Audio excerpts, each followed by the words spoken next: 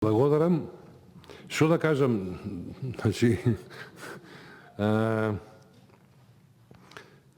прво и господин Велковски е агроинженер, агроном, кој што ја разбира проблематиката и точно дека нашето непознанство, туку пријателство е не знам колку децении нанасат.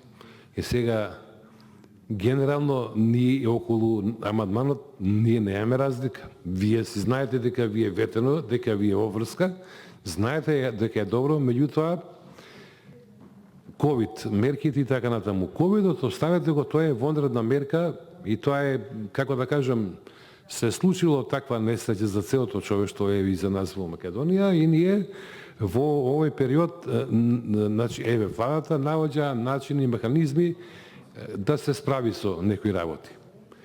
Но, пошто јас претходно кажав, 24% е зголемена вредноста на програмата за финансиска поддршка во агенцијава, тие се 1 милиарда 795 милиони денари.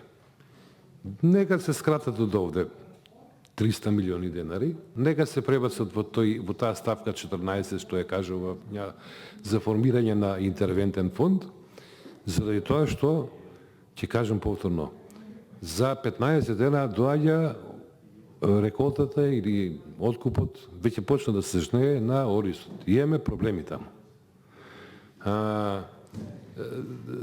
Парите би требало да бидат навенети за компаниите кои што не се во ситуација да имаат финансиски средства за да можат да вршат откуп. Значи, заем, кредит и така натаму. Затоа што, за жал, како и кај грозјето, ние зошто предлагавме во тие заклучоците во јавната расправа, банкарска гаранција, сакам да откупам толку и толку илјади грозје или толку и толку илјади тони бел ориз или арпа, сеедно, вредноста би била таа, за противредност на таа количина, депонирам банкарска гаранција, пример, 2 милиони евра во денари.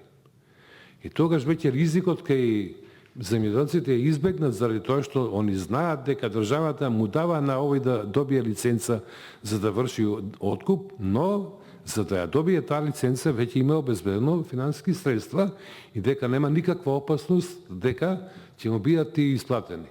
И дополнително ние баравме на што личи тоа, на пример во лозора производството, откупува грозје и доколку го исплати во рок од, не знам, 5 или 10 дена, ќе му намали 8% од цената која што е договорена. Сега па не е договорена ниту ни една цена, биото е која беа времењата која беше договорена таа цена. Па тоа е противуставно, мислам, класична плячка на земјоделците. Ја пак вака, како да кажам, очекувам дека знам дека и вие сте свесни дека има потреба од ваков фонд, ама дајте поддршка за да го изгласаме. Не е битно дали е предлог на Љупчо, на Благица, на Дајанчо и така натаму. Нека биде комисиски. Не патиме од тоа да биде наше, далеко од тоа. Така да на тоа би застанал. Благодарам за репликата. Во секој случај очигледно е дека немаме разлики. И патем да завршам за јаболката, министрот да се погрижи да биде како стратешка култура во Законот за земјоделство и рурален развој. Ова го кажам добронамерно. Благодарам.